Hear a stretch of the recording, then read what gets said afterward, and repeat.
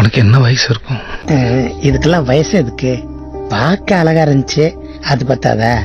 அப்படியே தப்பா தெரியலையா? இங்க பாரு, எனக்கு இங்க வரணுங்கிற எண்ணெல்லாம் எதுவுமே கிடையாது. என் கூட்டாளி இந்த வீட்டுக்கு தான் வரணும்னு கூட்டு வந்தா, அதான்.